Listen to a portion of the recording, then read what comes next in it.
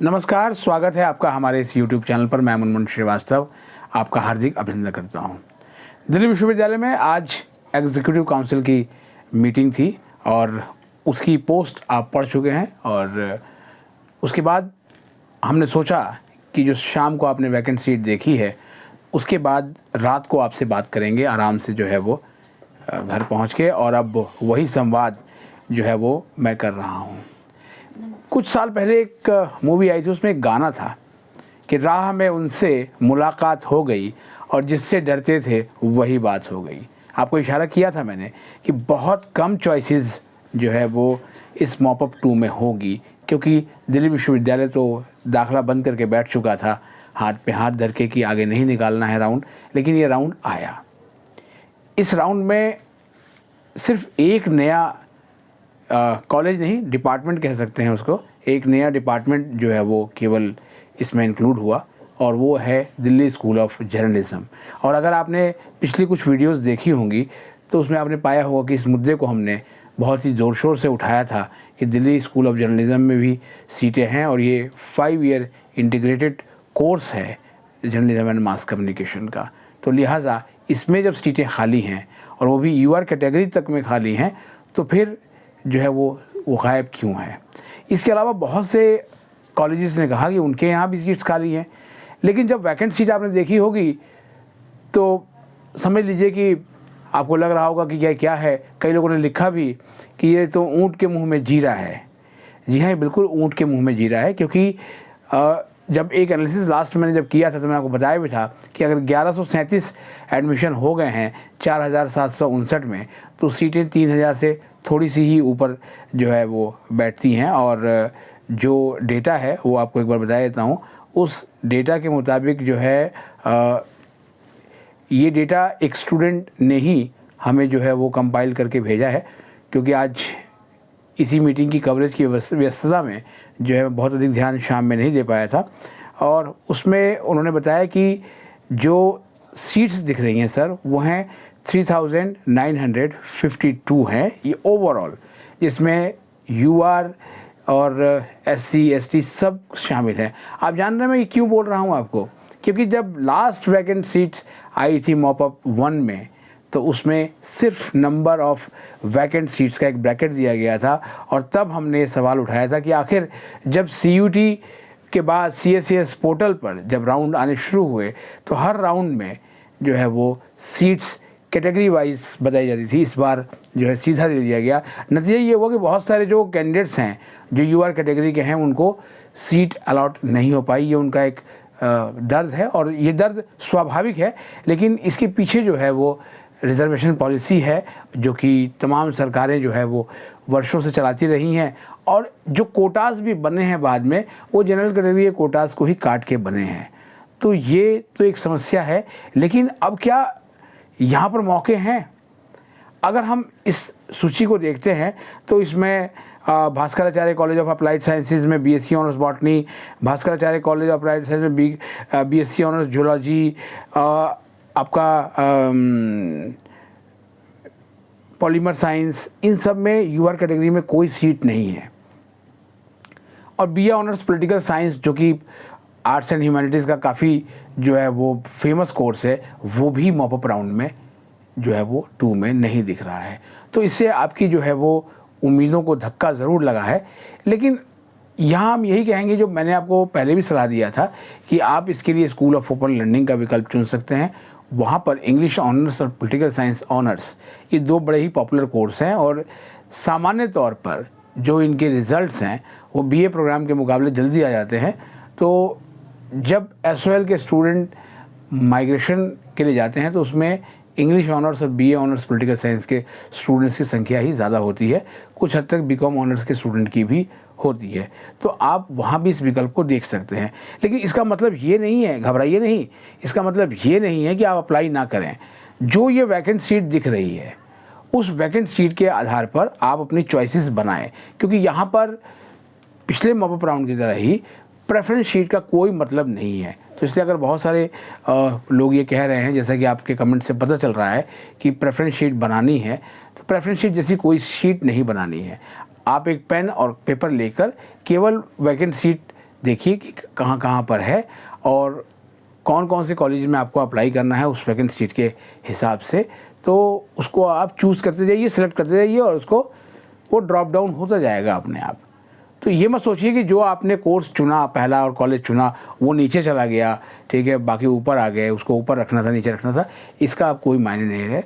आप जो है मैक्सिमम अप्लाई कर सकते हैं। अभी भी कुछ कन्फ्यूजन है स्टूडेंट्स के बीच में कि क्या एक ही कोर्स के लिए अप्लाई कर सकते हैं, बिल्कुल नहीं। आप जो है एक से अधिक कोर्स जिन जिन में आपकी एलिजिबिलिटी बनती है उन सभी में अप्लाई कर सकते हैं। ये मैं पहले ही आपको जो है बता चुका हूँ। तो आप ये करिए। पिछले राउंड में हमने पाया कि किसी स्टूडेंट को तो एक सीट भी नहीं मिली और किसी को जो है वो 22 प्रोग्राम्स में भी जो है वो सीट अलॉट हो गई थी और उसके सामने एक बड़ी दुविधा खड़ी हो गई कि वो कौन सा ले, क्योंकि उस समय कुछ टेक्निकल ग्लिचेस भी नज़र आए। क्योंकि उसको कहा जा रहा था कि भाई 1000 रुपये विड्रॉ फीस दो, जबकि विड्रॉ विंडो तो कहीं से था ही नहीं, क्योंकि CSCS जो पोर्टल है वो तो सस्पेंड है और जब सस्पेंड है तो आप विड्रॉ कर ही नहीं सकते। तो जब आप विड्रॉ कर नहीं सकते तो ये तकनीकी समस्या ही रही है। तो आपको ये डरने की कोई ज़रूरत नहीं है। दूसरी बात आती है, दूरी वाली आती है। देखिए दूरी तो स्वाभाविक है। अदिति महाविद्यालय, भगिनी निवेदिता कॉलेज, आपका श्यामा प्रसाद मुखर्जी कॉलेज, ये थोड़ा दूर दराज तो हैं, लेकिन अगर जो दिल्ली से बाहर के विद्यार्थी हैं उनके लिए दूरी नहीं कही जाएगी। क्योंकि इसलिए नहीं कही जाएगी क्योंकि वहाँ से आसपास जैसे भगिनी निवेदिता है, नजफगढ़ के क्षेत्र में जो है वो बहुत अच्छे पीजीज़ मौजूद हैं। मैंने खुद एक बार एक पीजी पर जाकर जो है वहाँ स्टूडेंट्स का इंटरव्यू लिया था। आप जो है वो उसको स्क्रॉल करके देख सकते हैं वहाँ का माहौल। अदिति कॉलेज के स्टूडेंट से भी हमने बात की थी, वो भी आप देख सकते हैं। क्योंकि जो मेजर जो वैकेंसीज जो है वो निकल के आ रही हैं वो इसी में है। हालांकि इंस्टीट्यूट ऑफ होम इकोनॉमिक्स में सीटें जो है वो ज़्यादा निकल के आ रही हैं। पिछली बार भी जो है वो आपने देखा कि BA पास होम साइंस में वहाँ बहुत सीट खाली थी, लेकिन अभी भी इस राउंड में सीटें मौजूद हैं। पिछले राउंड के मुकाबले सीटें घटी हैं, यानी कि जो एडमिशन्स हुए थे उसका असर साफ साफ दिख रहा है। अब आपको जो है एक अलर्ट करने वाली सूचना, जैसा कि मुझे कुछ पेरेंट्स ने फ़ोन करके बताया और एक दो लोगों ने कमेंट में भी लिखा कि कुछ लोग ये कह रहे हैं कि जो जनरल कैटेगरी की जो सीट्स हैं वो कम हैं, लेकिन अगर जो है वो रिज़र्व कैटेगरी की जो सीट्स हैं SC ST OBC, तो अगर ये सीट्स फिल नहीं होती हैं तो ये बाद में UR कैटेगरी को दे दी जाएगी। ऐसा कोई प्रावधान नहीं है। अगर वो सीटें हैं वहाँ पर और वो खाली रहती हैं तो the seats will remain vacant. Entire session के लिए वो सीट जो है वो वैकेंट रहेगी, क्योंकि उनको कन्वर्ट करने का कोई प्रावधान एज़ पर रूल नहीं है। वो बहुत पहले हुआ करता था, लेकिन जब कोटास का जो एक्सपेंशन जो है वो हुआ तो उसके बाद ये सीटें जो है वो अगर खाली हैं तो वो खाली ही रहेंगी अगर उस पर सूटेबल कैंडिडेट नहीं मिलते हैं। तो अभी के लिए फ़िलहाल आपको इतना ही। आपको करना क्या है लास्ट में आप बता देते हैं। जो विद्यार्थी जिन्होंने मॉप अप 1 में भाग नहीं लिया उनको अपना फ्रेश रजिस्ट्रेशन करना है। अगर उन्होंने CUT नहीं दिया था तो उसके लिए जो शुल्क है वो 250 रुपये लगेंगे UR कैटेगरी के लिए, और बाकी जो है वो रिज़र्व कैटेगरी के लिए 100 रुपीज़ है। तो रजिस्ट्रेशन करना है, उसमें उनको अपनी पर्सनल डिटेल्स जो है भरनी है और उसके बाद जो है वो जो है वो अपना अप्लाई करना है। और ये इसके लिए जो है वो मॉप अप राउंड के लिए अलग से पोर्टल बनाया हुआ है, तो आप जो है वो कंफ्यूज ना हो। CSCS पोर्टल इन दिनों जो है वो पूरी तरीके से सस्पेंड रहेगा। तो जो विड्रॉ करने की बात कर रहे थे, आज कई मैसेज मैंने विड्रॉ वाले पढ़े, वो अभी विड्रॉ नहीं कर पाएंगे, क्योंकि जब पोर्टल सस्पेंड होता है तो विड्रॉल बंद हो जाता है और वैसे भी जो भी एलोकेशंस आती हैं तो विड्रॉल नहीं होता। तो उनको जाकर रजिस्ट्रेशन करना है और वो भी इसका पार्ट हो सकते हैं। इसमें उन स्टूडेंट्स को घबराने की कोई ज़रूरत नहीं है, किसी कॉम्पिटिशन बढ़ जाएगा। देखिए बहुत लिमिटेड सीट्स हैं और जो है वो चॉइस भी लिमिटेड है। कोई नए कॉलेज ऐड नहीं हुए, जैसा कि हमने इशू को उठाया भी था कि बहुत सारे कॉलेजेस कह रहे हैं कि उनके पास भी सीट्स हैं लेकिन उनको नहीं आने दिया गया। कारण वही है कि जहाँ पर सीटें थोड़ी सी ज़्यादा खाली हैं उन्हीं को इसमें जो है वो शामिल किया गया है। लेकिन ये स्टूडेंट्स के साथ नाइंसाफ़ी है कि सीट होते हुए भी उनको सीट नहीं मिल रही है और ना ही इस संबंध में कोई ब्यौरा ही दिया जा रहा है कि आखिर वो सीट्स उनको क्यों नहीं दी जा रही हैं। दिल्ली स्कूल ऑफ जर्नलिज्म का जो है वो मामला दूसरा है, लेकिन ये अच्छी बात थी कि उनका जो सीट है, सीट मैट्रिक्स, वो इसमें आ गया। यही एक उपलब्धि इस मॉप अप राउंड 2 की कही जाएगी कि जिसमें एक नया कॉलेज जो है वो ऐड हुआ।